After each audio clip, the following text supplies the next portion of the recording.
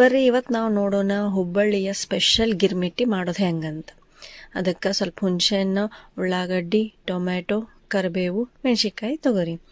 ಆಮೇಲೆ ಒಂದು ಬಾಣಲಿಗೆ ಕಾಯಕ್ಕಿಡ್ರಿ. ಆಮೇಲೆ ಸ್ವಲ್ಪ ಹೊತ್ತು ಬಿಟ್ಟ ಮೇಲೆ ಕಾದ್ಮೇಲೆ ಎಣ್ಣೆ ಹಾಕ್ರಿ. ನೋಡಿರಿ ನಿಮ್ಗೆ ಎಷ್ಟು ಬೇಕು ಅಷ್ಟು ಎಣ್ಣೆ ಹಾಕ್ರಿ.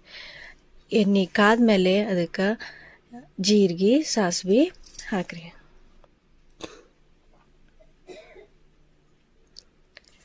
ಜೀರಿಗೆ ಸಾಸಿವೆ ಆದಮೇಲೆ ಅದಕ್ಕೆ ಹೆಚ್ಚಿಟ್ಕೊಂಡಿರೋ ಕರಿಬೇವು, ಮೆಣಸಿನ್ಕಾಯಿ, ಆಮೇಲೆ ಟೊಮ್ಯಾಟೊ, ಉಳ್ಳಾಗಡ್ಡಿ ಒಂದೊಂದು ಹಾಕಿದ್ರು ನಡೀತೈತಿ, ಉಷ್ಟು ಸೇರಿಸುವ ಒಟ್ಟಿಗೆ ಹಾಕಿದ್ರು ನಡೀತೈತಿ.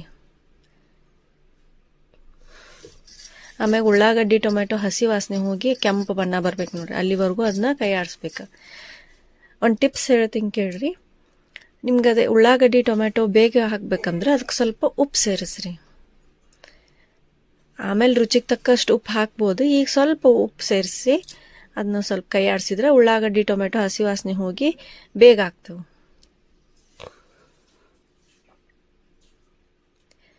ಆಮೇಲೆ ಇದಕ್ಕೆ ಹುಣಸೆಹಣ್ಣು ಹಾಕ್ತೀವಲ್ಲ, ಅದಕ್ಕೆ ಸ್ವಲ್ಪ ಬೆಲ್ಲ ಹಾಕ್ಬೇಕು, ಅಂದರೆ ಟೇಸ್ಟ್ ಬರುತ್ತೆ. ನೋಡ್ರಿ ಒಂದು ಸ್ವಲ್ಪ ಹಾಕ್ಬೇಕು ಬೆಲ್ಲ, ಭಾಳ ಹಾಕಬಾರ್ದು. ಆಮೇಲೆ ಈ ಹುಣಸೆಹಣ್ಣು ನೆನೆಸಿಟ್ಕೊಂಡಿರ್ತೀವಲ್ಲ ಅದನ್ನ ಕಿವುಚ್ಕೋಬೇಕು. ಈ ಉಳ್ಳಾಗಡ್ಡಿ ಆದಮೇಲೆ ಸ್ವಲ್ಪ ಉಳ್ಳಾಗಡ್ಡಿ ಆದಮೇಲೆ ಇದನ್ನ ಹುಣಸೆಹಣ್ಣು ಸೇರಿಸ್ಬೇಕು. ಅಲ್ಲಿವರೆಗೂ ಸೇರಿಸೋ ಆಗಿಲ್ಲ. ಆಮೇಲೆ ಉಳ್ಳಾಗಡ್ಡಿಗೆ ಎಷ್ಟು ಬೇಕಷ್ಟ ಅರಿಶಿನ ಹಾಕ್ಕೊಳ್ರಿ. ಸ್ವಲ್ಪ ಅರಿಶಿನ ಜಾಸ್ತಿ ಹಾಕಿದ್ರೆ ಕಲರ್ ಚೆನ್ನಾಗಿ ಬರುತ್ತಂತ ಇನ್ನೂ ಸ್ವಲ್ಪ ಅರಿಶಿನ ಜಾಸ್ತಿ ಹಾಕ್ಕೊಳಕತ್ತೀನಿ. ನಿಮ್ಗೆ ಹೆಂಗೆ ಬೇಕಾ ಹಂಗೆ ಹಾಕ್ಕೊಳ್ರಿ. ಈ ಪೂರ್ತಿ ಉಳ್ಳಾಗಡ್ಡಿ ಹಸಿ ವಾಸನೆ ಹೋಗ್ಬೇಕು, ಅಲ್ಲಿವರೆಗೂ ಅದನ್ನ ಹಾಕ್ಕೋಬೇಕು. ಆಮೇಲೆ ಈ ಕಿವುಚಿಟ್ಕೊಂಡಿರೋ ಹುಣಸೆಹಣ್ಣು ಅದಕ್ಕೆ ಸೇರಿಸ್ರಿ. ಹುಣಸೆಹಣ್ಣು ಸೇರಿಸಿದ ಮೇಲೆ ಸ್ವಲ್ಪ ಗಟ್ಟಿ ಆಗಕ್ಕೆ ಇದಾಗ್ತೈತಿ. ಮತ್ತು ಇನ್ನೊಂದು ಸ್ವಲ್ಪ ಬೇಕಾದ್ರೆ ನೀವು ಹುಣಸೆಹಣ್ಣಿಗೆ ನೀರು ಸೇರಿಸ್ಕೊಂಡು ಅದನ್ನು ಹಾಕ್ಕೊಳ್ರಿ.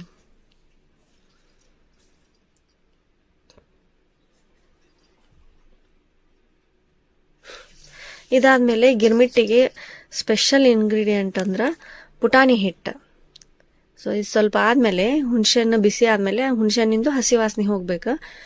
ಈಗ ನೀವು ಇನ್ನೂ ಸ್ವಲ್ಪ ಅದು ರುಚಿ ನೋಡಿ ಬೇಕಾದ್ರೆ ಉಪ್ಪು ಹಾಕ್ಕೊಡ್ರಿ ಇನ್ನೊಂಚೂರು.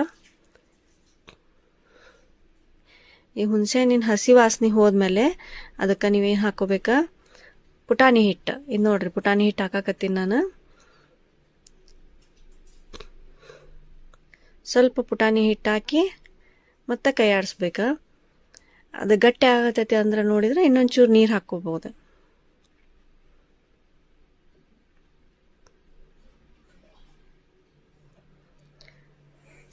ಇದೇನು ಜಾಸ್ತಿ ಆರ್ಬೇಕಂತಿಲ್ಲ, ಸ್ವಲ್ಪ ಆರಿದ್ರೆ ಸಾಕು. ಆಮೇಲೆ ಮಂಡಕ್ಕಿ ಸೇರಿಸ್ಕೋಬೋದು. ಸೊ ಇನ್ನಾಗ ಇದು ಆಗೈತಿ, ನಾನು ಇನ್ನು ಕೆಳಗೆ ಇಳಿಸ್ಕೊಂಡು ಅದಕ್ಕೆ ಮಂಡಕ್ಕಿ ಸೇರಿಸ್ಕೋತೀನಿ.